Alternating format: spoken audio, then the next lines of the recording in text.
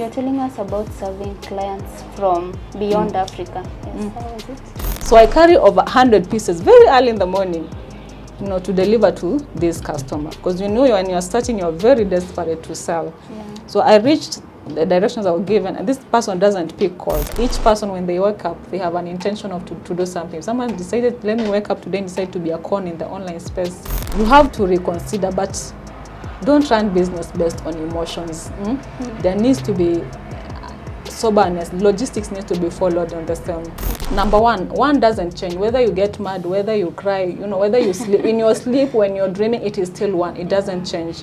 That is the same that needs to happen to you as a person. Like, for example, Nokia started as a paper mill industry. YouTube was initially a dating site before it started. So as you're starting that business, maybe you don't have the cash to initialize the vision you have. The vision you have. You can use any route you want to get to wherever you want. Midea TV, spilling the tea, setting the trends. Hi, Midea Digital Media viewer. Hope you are doing well. This is Rosalina Witi from Midea Digital Media, and welcome to yet another episode of Midea Exclusive. Today we are bringing to you a brand new show dubbed Thriving in Business. This is a show where we bring people who have been in certain businesses for quite some time, and therefore they are knowledgeable and can give you some information for you who is in that particular business or wants to join that business. So today, our first guest is a young, vibrant and visionary woman who has been in Mitumba Business for 9 years. She abandoned her accounting course, went into Mitumba Business, did some saving, lost her saving, but she didn't stop there. She's still in business and she's doing well. Ladies and gentlemen, I present to you Yvonne Khasoa. How are you? I'm doing well, thank you. How are you doing? I'm well. Okay, so you abandoned your accounting course and then you ventured into Mitumba Business. What inspired this move? So about the business, I started it while I was a second-year student at the University of Nairobi at Lower Kabete campus. So I would not want to say immediately I graduated is when I ventured into the business. So after I graduated, I still continued with the business. So, but I've not found, I would not say that I've had experience in relation to my academic experience. That is my option for finance. That is the option for finance and accounting. I've not had an opportunity to gain experience in that field. But I'll say the time I was at the University of Nairobi, it gave me a platform that I used to at least to grow the business, to serve my fellow classmates at the campus, because most times I would showcase my products immediately after every lecture. So once we are finished with the lecture, I used to have my products with me in the bag. So when we're done with the lecture, I show my classmates the products, and that is how the business was birthed. Okay, so does it mean if you got a chance to get a job after campus, you would not be doing Mitumba Business? I believe there is a lot we can do in life, especially if you approach with every decision with a sober mind. There is more that a person can do in life. So I would not want to say if I don't get an opportunity to exercise my academics experience, I will not go for that opportunity. There's more that can be done in life, especially if you approach it with a sober mind. Yes. And what would you tell somebody who wants to get into this business as their main hustle? Yeah, it's a business that anyone can do, especially if the person has a passion that is into clothes and all that. But first, the aspect that one needs to consider before you even start that business, there's an aspect of doing a market research, at least find a gap in the market. For if I use my experience with the students at the university, at least for students I knew they had that test for fancy items, maybe fancy tops, trousers and all dresses. So before anyone ventures into Mitumba Business, not just Mitumba Business, any kind of business, first you need to find a gap in the market. And when you find a gap in the market, you need to study the way the market behaves. What are the statistics in relation to their taste and preferences for the product they want in the market. And the market research needs to be good in a way that you're even able to predict what happens in future. Because if I'm stocking, let me use an example of Girl Boss cloth line. If I'm stocking sweaters this month because of the winter season, then I need to predict by September how is the season going to be, so that I know what I'm going to stock in the next season. So your market research needs to be good in a way that you're able to predict with every season what comes and what needs to be stocked in the business. Besides that, you need to look at your budget. What is the budget at hand? Most times I don't like telling people to start small, because small is relative. What is small to you may not be small to me. So I tell people to start whatever they have. And in line with that, that journey is not easy. It's when it is put theoretically, it seems it's very easy, but it's not very easy. Because especially if you have something that is driving, you are driving force behind you, it needs someone who needs to have patience while being consistent. And if you look at the world we have today, the world today glorifies instant success. And if you look at it, if you're being consistent, there's a lot along the journey. Because if I use an example of Girl Boss cloth line, when I'm picking bales, the Mitumba bales, you find that sometimes you'll open that bale and whatever you're expecting from the bale is not what you're getting from the bale. So what happens in such a scenario? The driving force is what keeps you going. So the patience and the consistency is needed, while still the perseverance needs to be in. Yes.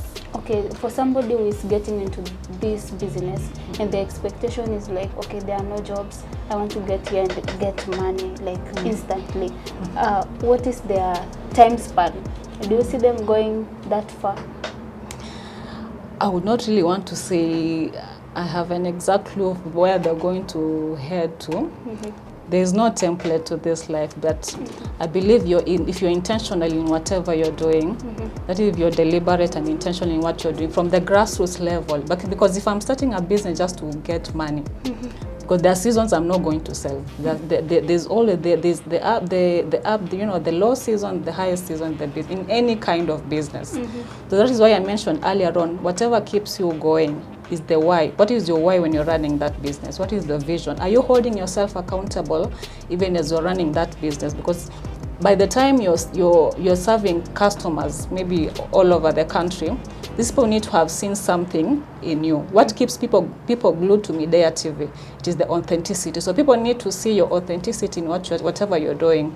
Because if I say I just need money in the business, no, that is not going to work well, because there are seasons that money is not going to be in. Yes. And you say that no money is little, for a brand that has a vision. But what is the lowest amount somebody can have to start this business? Wow, I'll say any amount will do. Not really any amount will work. Even 200 shillings. Because you say any, 200 is... Okay, it is...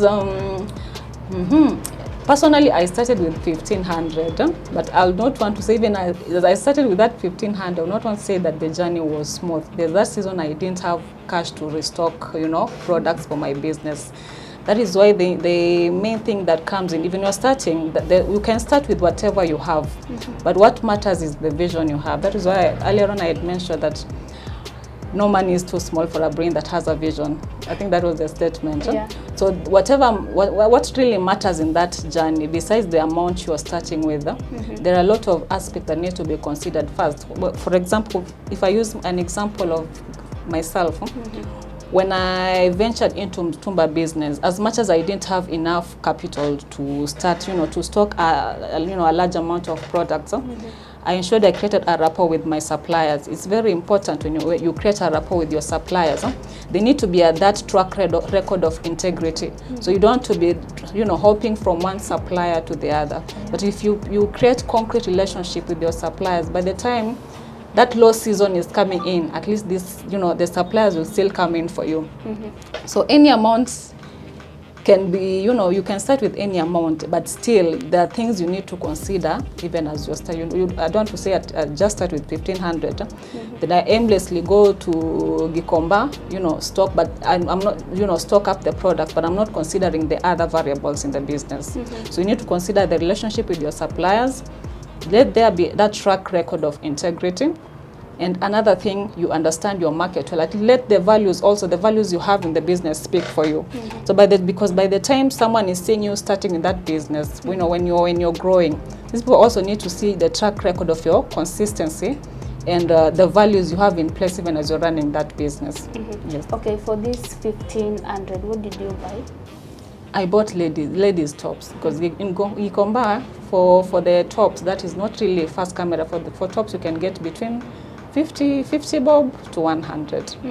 Yeah. So does it mean as a business person dealing in Mitumba, you have to choose a specific like gender to target, or you can just have everything under one roof? No, you can have everything under one roof, but what matters now is, that is why market research comes in. First, know the people you're serving. If I'm serving students, or if I'm serving corporate ladies or men, that is where the market research comes. Now, after you've done your market research, that is when you're going to know what you need to say. If I need to stock baby clothes, if I need to stock ladies, you know, initially, personally, I never used to sell kids' clothes. I've been doing ladies all through from campus to, I think, around 2019. So in 2020, when Corona set in, that is when I started doing kids' clothes. That is when I incorporated kids' clothes into the business. Yes. Okay, somebody already has their capital, they have bought whatever they want to sell. There is somewhere I saw you said you never had bookkeeping, you know, bookkeeping records, something of the sort, and it affected your business. So talk to us about bookkeeping and how it will help this person going about this business. Yeah, the importance of bookkeeping, it helps you trace the growth of your business. At least you get to know the season your business is in. Yeah, I never used to do the record keeping and all that. But at least if you start from grassroots levels, you're able to gauge how you're growing. It doesn't really have to be a complicated thing. It can be done manually when you're getting your stock in. For example, for today, if I get asked the ladies tops, how many pieces do I have for stocking? That is for the ladies tops. I record that if there are 200 pieces or if there are 300 pieces. Then you record the date you brought in the stock for the ladies tops. Then the sales book. Now the sales books you record it when a customer purchases, say, 10 tops or 5 tops. You record it in a different book, the amount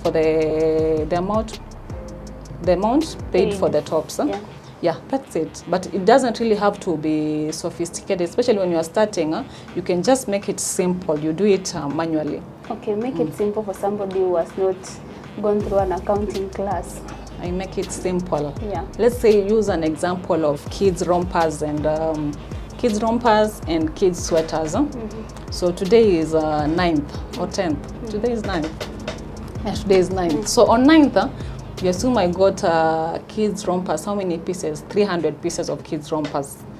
Then for the kids sweaters, I got 600 pieces. That is. So I have, I think, 4 books. 4 books of for recording stock. The first book is for the stock in. So stock in on each date. Let's say on 9th of August, I brought in 200 pieces of rompers. Then I also brought in 300 pieces of kids sweaters. Then the second book is for rough analysis of the sales I've made. So if today I've sold 50 no, not really 50. Say a client comes in, maybe a client by the name Shayla, by the name... you have to record I have to record the name of the client. Say Mary has come in, Mary has bought 50 pieces of rompers. So I record Mary. Then the next column I record which type of clothes, 50 rompers. Then the amount paid for the rompers. Then the type, was Mary, okay, the type of client, that is, did she buy online, was she a walk-in, or is it a referral? I record the type of client so that I know if my customer base, the highest percentage of my customer base, is it online or is it through referral? Then there's another book, the third book is for the now final analysis. The final analysis now, I don't record the name, I just record the say maybe sweaters. How many pieces did I sell for sweaters today? And at how much was each sweater costing? Because you realize the prices differ. There are those for 350, there are those for 200, there are those for 400. So how many pieces did I sell at 400? I record. If I sold 20 pieces at 400, I still have to record. So I have approximately three or four books for You can't have records. one book for like Not everything. really. No. Maybe you write from the front, the other one you write from the back, the other one from the middle. It can work, but still, no, there needs to be clarity when you're doing the record. So at least one or two or three. Yes. Because I feel 3 books would be so complicated for somebody. Maybe, there are some people who never went to school, but they are in this business. So I feel 3 would be Would be a lot. yeah, for them. Yeah, you can still do one, and the other one, use your memory as the second book. That will still work. Are you sure you are going to remember everything? That is why it is important. But I would advise at least 2, but still one would work depending on how the structure of the book is or the records are. Okay, this person has brought in their bill. They understand bookkeeping, and sometimes bills come and it's the exact opposite of what you ordered, or the quality is low. How do you go about this as a business person? Okay, I'd say personally I've experienced the same. I think once or twice, yes. You get a bill and you get it an exact opposite of what you're expecting. That is what is important. That is why it is important to have that rapport with your suppliers. Because in my case, I think the bill I opened was men's sweaters, and when I opened that bill, there was nothing I could sell. Like everything had stains. So you see, in such a case, if I've not built that rapport with the supplier, thank God my supplier came in, at least he gave me another bill to sell, not at a cost. But at least he gave me another bill to sell. But you see, if you're just a new bill, then you go to the market and you buy it, then you go to the house, after you just go and buy your supplier, you can give there is up. no any clue. So you decide, leo mimi ni kuomoka. Then you open the bill and you get exact opposite of what you're expecting. You see, in such as what do you do? Because ukienda gikomba, you don't even know the person you bought from. So at least it's good to build that rapport with the supplier, so that if things don't go well as you expected, you know how to at least overcome that. Because I've had the experience of men's wear. There's also another experience I had for children medium bill. Children medium has kids clothes, but usually medium kuna the winter and the summer clothes. But now when I opened the bill, I got men boxers and pillowcases, and they cannot be sold, like oversized. Nothing in it could be sold. But still the supplier came in from. So it's good to build that rapport with the suppliers. Yes. Build a rapport with your supplier. But still on that, it's good to find reliable suppliers. As much as in some scenarios, still you'll get those disappointing bills. But at least if you find reliable suppliers, that would work well. Because for the past few years I've done business, I've only been disappointed twice with bills. Yes. So for anybody who is planning to venture into Mitumba Business, the first thing she says is build a good rapport with your supplier. We are here having a great conversation with Yvonne Khasoa, who has been in Mitumba Business for 9 years. She's doing well, so you can borrow something from this conversation. So Yvonne, what kind of outfits are you dealing in? Mostly I'm inclined more on kids clothes and ladies tops, dresses and skirts. I've done men's sweaters before, but it's something it's a niche that I'm still trying to understand more, so that I resume. Yeah, but at the moment mostly I do kids clothes and ladies tops and dresses. Why don't you go for men first? I'm still trying to understand the niche, because initially actually by the time I was selling men's sweaters, it was just something just happened. It was a way, it happened in a way that I was the bail I picked.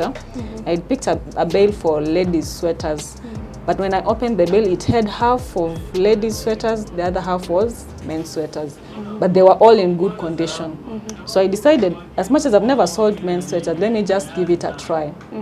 And it did well. So when it did well, I decided, let me now go pick a bail. Now the bail I picked, that is the bail that ended up disappointing me. That is why I took a break. So I'm still trying to understand the niche well. Because the journey, as much as I've been in the business for those few years, it's a journey that I'm still learning also as day goes by. Yeah.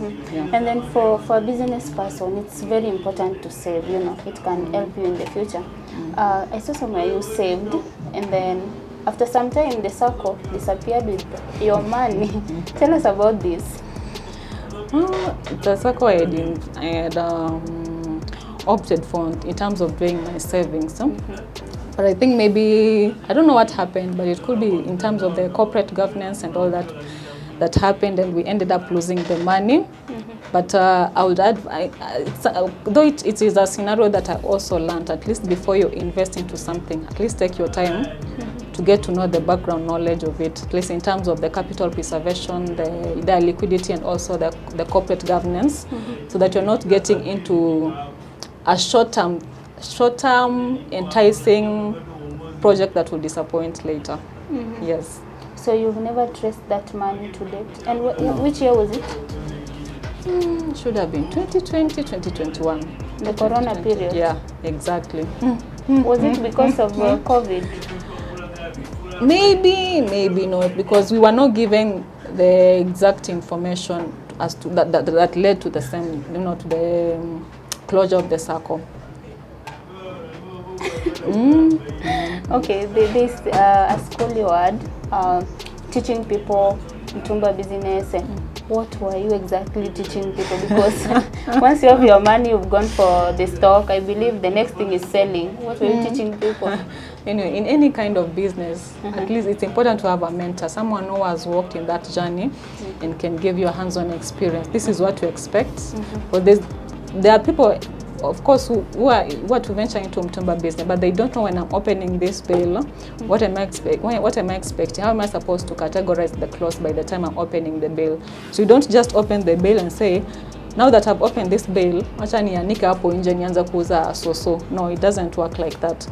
So at least when you're finding in any kind of business, not just Mitumba Business, you need a mentor, someone who has walked into that journey and can tell you this is what you need to expect in this. But even as you're looking for mentors, you don't go looking for mentors for 2 years and you're not showing up into the game. No, I can't be attending a mentorship 1, mentorship 2, mentorship, out to mentorship 10, and I'm not doing anything. At least as much as there's a place for mentorship, there's also a place for showing up. If I've mentored you, at least also show up so that you also get ground ikoaje, so that you get the experience from the ground. It's equal to you're going through mentorship all through and you're not doing it. So a mentor is important in any kind of field. At least they show you how to walk the journey and what you expect. Yes. So the kind of people you mentor are those who have not yet started this business? Yeah, most of them are those who have not yet, but there are still those who are into it who will still join. Are classes still ongoing? No, at the moment I took a break, but we shall resume soon. So when you resume, what are the procedures for somebody to join your class? How much are they supposed to pay? There are 2 programs. There's a WhatsApp program where it's done by a WhatsApp group at 500, and there's another program that is done by a Zoom at 1500. Yes. And at what time do people attend these classes? Mostly the WhatsApp group one usually do at from 7:30 to usually 1 hour, just 1 hour. 7:30 to say 8:30.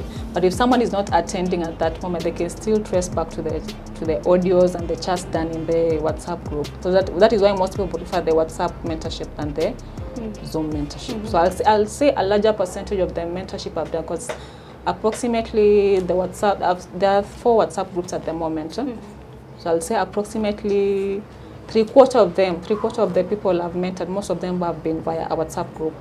Yes. So this 500 lasts for how long? What duration? Or if you paid 500, it's full time? It's one-time payment. Just once? Yeah, it's one-time payment. And you get a lifetime lesson? It's not really a lifetime. At least you get even if it's a 1 hour mentorship, at least that 1 hour mentorship will help you, along the journey. This is what I need to do. This is what I need to consider. Yes. It's a 1 hour lesson having everything you might need to know. Not everything, but at least it has leads that could lead somewhere. Yes. Okay. And currently you are doing your business online through Facebook, Instagram, and TikTok. How is it going so far? I'd say there's as long as we're in the process, at least there's growth, because I've been for the few years I've served customers at least countrywide and also outside Kenya and beyond Africa. So it has been a journey of growth. Beyond Africa? Yes. Which country? I've served customers in Australia. I've served customers in which other country? I think there should be around 3 countries. I can't remember, but mostly it has been Australia. In Australia, I got a link from someone in Kenya. You know, so it's someone who bought some dirhams from Kenya. So when the dirhams were sent, I think the people around liked the pieces. So that is how I got the links. But it has not been a smooth journey, so that someone doesn't assume, let me just start this business and I start some. No, it has been a journey of growth, because by the time you're posting on Facebook, like if I say by the time I was starting online, purely online, because when I was at the university I used to show my classmates, and now when I graduated, I've now fully moved to doing purely online. And by the time you grow a page, it takes consistency, because there are times you post and there is no response. I think there's a month I used to post. There's another client who asked me, Yvonne, you don't have other stock. I've seen you posting this type of clothes every week. You've been posting them. There's no other stock, you know, because there is no response. Because by the time you're growing that page, for you to get feedback from the audience, it takes time. It takes, because come say if we are at, for the Facebook page, that is coming for the Facebook, we are at 15K followers, because it takes time to build that audience. It's not, you know, an overnight thing you just do and people come. No, but because people need to see what you're offering. People need to see where value, because I say human beings mostly are drawn to where value is provided. When they see this person is providing value, or there is, you know, this is where someone is impacting other people. This is where people like moving towards leadership. So by the time that your page is growing, by the time maybe let's say Midea is growing, people have seen the authenticity at Midea for them to move towards Midea. So it takes time to grow that online audience. It has taken time. So it is not a journey of an overnight growth. And I'm also not at where I want to be. I'm still in that process of growing. Yes. You're telling us about serving clients from beyond Africa. Yes, how was it? Yeah, it's a good experience. At least it shows you there's something being done. At least there's someone working something, and it's giving fruits. Yes. And how can you compare online selling and physical selling? I'd say if you consider the world today, most people are drawn to, most people are more inclined to online. Though there's an advantage of having a shop still. As much as, for example, if someone is having a shop, at least that person still needs to invest into online, online marketing, so that from the online you draw people to your physical location. So still there's that importance of having a physical location, because I still personally, there are people who will not work with me because I don't have a physical shop. So by the time someone trusts you, can I work with you, Yvonne? By the time I'm sending you this cash and I don't know you, maybe I'm in Eldoret, I am in Kakamega, how am I sure I'm going to get this? Because when I was starting online, I was very desperate to make sales, because I remember there's this time, this customer, but she's within Nairobi, the outskirts of Nairobi. So she asked me to look for, I think she has 3 kids, so I was to select pieces for the 3 edge gaps. So I had around over 100 pieces to carry, because I was desperate to sell. But this person also was finding it hard to trust me. So I had to take the clothes to her home, at least for her to do the selection. So I carry over 100 pieces very early in the morning, to deliver to this customer. Because when you're starting, you're very desperate to sell. So I reached the directions I was given, and this person doesn't pick calls. So me with my bag full of clothes, I have to go back to the house. Now go back to the house, leave the clothes at the house, and now go do the other deliveries to town. That's why I tell people, when you're starting that business, as much as it's not easy to sell to people online, don't be too desperate to sell. Let that value you're providing, let it attract the right audience to you. Because as you grow, you're going to attract the right audience. Because personally, at this time, at least a larger percentage of my customers, they know they have to pay even before that delivery is done. Except for the few who still doubt maybe the delivery has to be done for them to pay, which is very understandable, especially with the rise of cons in the online space. Yes. So for somebody who is starting the business and they are hoping to sell online, how do you gain this trust from people you are selling to? Because there are times you order something and 5 minutes after doing your order, the page disappears You know. So how do you gain this trust from your sellers or your buyers? Yeah. Okay, from a perspective of a consumer or a buyer, at least I would advise buyers to do due diligence before you do any purchase from online. Because by the time you're working with someone, you need to know at least if the person has maybe a pickup point in town, or how do they do deliveries. If they allow doorstep deliveries, they allow doorstep delivery, then do they allow pay on delivery? And for the seller, that one I think I'm not in a position to really advise, because at the moment there's a rise of cons in the online space. And that cannot, it's not something that you can avoid, because, each person, when they wake up, they have an intention of to do something. If someone decided, let me wake up today and decide to be a con in the online space, that is it. But at least for the buyer, do that due diligence. The due diligence is important for you. But you see the most interesting thing online. Say in the online space, I decide to post maybe tops at 10 bob. Because people are just going to buy. They're going to do that due diligence. Is this person really legit selling tops at 10 shillings? People will just be too quick to send the money because they've been enticed with the pricing.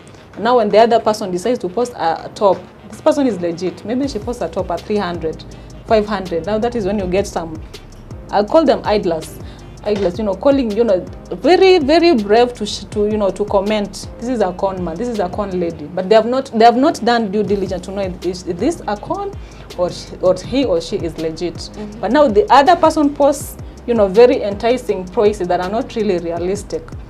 That is where we run to. Yeah. Okay, from the perspective of a buyer, how do I know if an online page is legit? If I order something, it's going to get to me?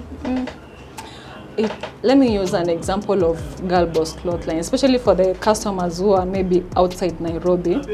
For such customers, usually advise them, if they're finding it hard to trust me, at least if they have a relative in Nairobi or a friend, they can send them to the pickup point to check if we are legit or not. Hata kama nikupitia tu, hata kama you're not going to buy or pick package, just ask this Girl Boss Clothing using this space as storage. But just ask, because in Nairobi, unaweza enda mahali leo duka iko, kesho ukipita hapo duka iko. But you see, it is not. But I think there's that timeline, unless uko na haraka kufanya purchase. But there's that timeline you can use, at least ample time to just check to be sure these people are genuine. Because there's this customer I've served, I think for the past few years, I've served her a number of times. So the first time she made a purchase of, I think 100 bob. The top she bought was costing 100. So now when I was doing my maths, comparing the cost of the top and the delivery fee being used to deliver this top, it was not making, because the delivery fee was 300 and the top she bought was 100. So I think for her, she was using that opportunity to know if I'm legit or not, because the moment she got the package, that is when now she started doing purchases from Girl Boss Clothing. Yeah. So I think there are different ways at least you can check. A normal human being, there are ways you can know if this person is genuine or not genuine. And it's good to do the due diligence. You don't rush to do purchases when you're not sure of the person you're buying from. But for the sellers, at least for the sellers, I would advise us to also be genuine, or to be sober in whatever we are doing, because the basic thing, by the time someone decides to buy from you, as much as even if you're selling a product or you're selling a service, the basic thing that person is looking for is peace of mind. I want to have peace of mind when I'm purchasing from you, and also you as a seller, you want to have peace of mind when you're serving me. So it's where you've done a purchase, but still it is the consumer that is still following up. How is my delivery? When is my delivery being done? How far is the delivery? So at least let there be that peace of mind when the purchase is being done. That at least for the someone is at peace enough to know that this is the person I need to work with in business. Yes. Okay, I think somebody who is starting this business or is planning to venture into this has gotten something. Okay. Now, for you, is there a time you made some crazy loss that you felt like, it's time I give up on this and focus maybe my energy into accounting? Yeah, there are always those seasons in business. Yeah. You cannot avoid them. But at least you can try to foresee them, but there are those seasons. For example, the experiences I've given on opening base, and you get the opposite of what you need. Or at times you can open a bale, yes, it has good products, but you expect to have a good response from the market, but instead maybe you have a bale of that has 300 pieces or 200 pieces, maybe, or just 150. And when you're doing that marketing, maybe in 2 weeks, you only sell two pieces out of those 300. So what do you do in such a scenario? So there are always those moments in business. Things are low, sometimes the seasons are good. Yes. And what is the highest number of loss you've ever made? The highest loss? I'm not sure if I'm really good at remembering figures, but all I know is I've had those seasons of losses in business. Okay, the highest profit, because this is something you cannot forget. I've not really want to quote a figure, but I would say I've had those seasons in business that will pay off, yeah, which is encouraging also as I go along the journey. Yes. And what would you tell somebody who repeatedly makes losses? Okay, most times I tend to say don't be too emotionally attached to a product or an idea. Alternatively, for example, if you're continuously making losses, and if you, all factors withstanding, it's also healthy to just start look into something new. But if you look at other things, if you talk to your suppliers, maybe your friends, or maybe your mentors, and you realize that there's something that you can correct along the journey. That is where still the persistence is needed, and the consistency, while still being patient. Yes. So even if they make losses like for 10 consecutive times, wajipe moyo. There's no template. Sometimes there's no template to this, because you realize, but someone would, there's one who would give up, which would be healthy for the person, and the other one who would have not given up, but still things are giving in for the person. So sometimes there's no template, but if you look at all factors, at least you're not giving up when you're just alone. At least consult from people around. Then there are a lot of people who help you carry the vision. You need to have people who are helping you carry the vision, so that by the time I'm consulting you and telling you, hey, these things are not going good here, the advice I'm getting from you or the other person, at least that will help me make a sober decision in line to that. Yes. And wanasema watu that biashara si ya kila mtu. If you are in this business, what point do you get to and you just decide, you just know, biashara si kitu yangu? It's true. Si kila mtu biashara yani is meant for them. But now, there are those who are meant for employment, then kuna wale wa self-employment, then there are those for both. Okay, they are those employed, and then somebody is telling you, quit this. If you start Mitumba Business, you will have profits, you will have more money than whatever you are getting in your office. No, the aspect of resigning because you've had advice from people that this business has profits and all that, I don't think it's a wise thing to do. At least from your own, as an individual, weigh yourself. What are your strengths? If I'm making this decision of resigning from this job, what are the procedures I've put in place? Am I just resigning blindly, or am I resigning because this is a sober decision I'm making? So you cannot just resign because someone has told you, this girl is doing well in Mitumba Business, please resign, so that you can also do it. Yet it is not your line of interest.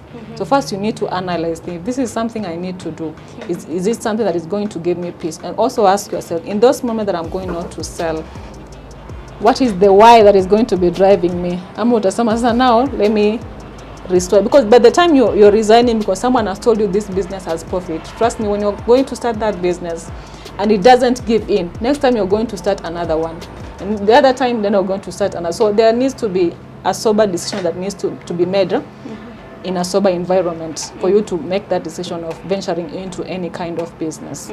Yes. And then for this person who is in business already, Mitumba Business for that matter, what point do they get to and you just know, biashara si yangu, acha nitafute kazi? I think that is a personal decision. By the time decides this is not my thing, this person has analyzed everything. I think he or she has analyzed everything. Akajua, this one is not where I need to be. But that is an individual decision. That is an individual decision that one does with considering all the factors around. Yes. And just a personal question. How has your experience been selling to family or friends or people you are related to? And how should someone go about that to ensure that you are not making losses in the hands of people you are close to and family? Okay. That is, earlier on I had mentioned when you're doing that market research, you are targeting a specific audience. These friends or viewers and family, they don't owe you anything, to support that business. So by the time you're starting that business, there's an audience that you are targeting in the business. And if you realize that there are people who will feel entitled in your business, that is why it is important to have business terms. When you have business terms, now you know if I want to transact with this business, this is what I need to do. At least the business terms will help you curb away the entitlement from any person. Personally, my family has supported me in a very great way. That's one I'll be very honest to say. My friends have really come in through for me, and like it has been a journey of where I've been carried by my family and friends. And that sense of belonging, that ownership. We have been supported. You start and someone is ready to come in, help here and help here. The times business has been very low. The times I've even kila mtu fika kwa ile level unasema no, maybe this is not the place I need to be. But when you have people around you, people are helping you carry the vision with you. The friends who come in through for me, even in low seasons when I didn't know what I'm going to do next. You've stocked, maybe you've sold everything, and cash at hand is still not enough to stock and to cater for personal things. Friends have come in, family has come in a very great way. Yeah, but still when you're starting that business, they don't owe you anything. Let them come in when they feel it, when it is there, they feel obliged to do that. But let it not be like it is kind of entitlement for them to come in for you and support the business. Let them do it at a free will. Yes. And what would you tell a business person who is dealing with these friends and relatives? They can't pick something and then pay in installments, and then the remaining amount, it's becoming like a mountain. That is why it is important to have the business terms. Actually, as in any kind, I'll say a business. In business, you cannot avoid credit, but it depends the procedures you put around the credit policy that would help you, go through. Because if someone has the installments payment, there needs to be something structure around it. What is the structure around lipa pole pole? Say lipa pole pole. For example, at Girl Boss Cloth Line, most times we've not been doing lipa pole, but still there are those customers who will say, "Can I do deposit?" Then when I'll be picking, I clear the balance. At least there's a structure there. If they're paid lipa pole pole for this dress, say the dress costs 1,000 and they pay maybe 300. So this dress, I'll retain the dress. They don't pick the dress. So by the time they're picking the dress, they pick it when they're clearing the balance. So that there needs to be that term. That's the terms around the payments and the terms around doing the delivery. Yes. I was talking about a relative or a friend. Maybe they have an event. You're selling clothes. They come for this clothes. And nisaidie tu akinaenda sijui niko na 200. Amelipa hiyo 200. Hata hiyo njia ya duka yako sasa hiyo apiti. How do you go about that? But you see now, that is someone who is running the business based on emotions, and emotions sometimes they lie. Sasa ukianza kurun business na kuhurumia watu, utahurumia ulimwengu wote. Utahurumia ulimwengu wote. So you'll say, maybe to say that is a scenario that should make one wake up and have business terms around. Unless for the scenarios where you really need to bend. I really don't want to use the name bend. It's not really good in business. But unless there are those scenarios where you have to reconsider, but don't run business based on emotions. There needs to be soberness. Logistics needs to be followed on the same. Yes. And then someone who has been in this business for 9 years, as we said, can you encourage someone to join? Now that there are so many people doing it anyway. Yeah, there are a lot of people. The market is crowded. I'll not say crowded, but yeah, a lot of people are into the market. But now, when you find your niche, you know how to do it. Yes. Yvonne is speaking like, okay, you are wise. I would say that. Thank you. And The other gender, they love somebody who is visionary like you. Is Yvonne taken? That is the question I'm supposed to answer? Yes. Can I allow it to pass? Why should it pass? They would want to know. Want to know if I'm taken? Yeah. No, I'm not married. You're not married. Okay, let me leave it at that. Point. Just mention 2 outstanding values that somebody who is considering this business should have. Integrity. Yeah, I think integrity sums it all. Integrity, that is why sometimes I was talking to my brother the other day, and I was telling him there's a reason as to why numbers are called characters, or principles are called characters. So by the time the character that is, let's use numbers. Number one doesn't change. Whether you get mad, whether you cry, whether you sleep, in your sleep, when you're dreaming, it is still 1. It doesn't change. That is the same that needs to happen to you as a person. What values do I hold? So integrity sums it all. When you're running that business, let there be that track record of integrity, that people know if I'm working with Rosie, this is the person I need to work with. That you're not changing in one season, not so that in one season you're not honest, the other season you're not honest. No, from the grassroots levels, whatever you do at the grassroots level, that is what matters. If I'm starting with integrity, my foundation is based on integrity. Then as it goes through the ladder and all that, that alone is a value that is going to attract the audience. So I think integrity sums it all. At least whatever you're doing right, whether someone is watching or someone is not watching. Yes. I've not heard you talk about communication. There are times you go to the market and the way a seller addresses you, you wonder if this person is here to sell or they are just there to show up in the market. So what role does communication play in business? It is an important aspect in business. At least this is what earlier I mentioned on when someone is purchasing for you, the basic thing they need is peace of mind. When I'm purchasing for me, what I expect is peace of mind. Unless for us who maybe were doing it for purpose, not really. There's no that driving vision. The driving force that is drawing you to do this. I'd say maybe that is where the gap is. Maybe there is no that motivation or the why as to why you are doing that. That is why maybe we approach whatever we are doing casually. But if there is that why vision, at least I'll be very intentional in every step of the purchase being done. Yes. Send a message to someone planning to venture into this, someone who is still in this already, they feel like giving up. Okay.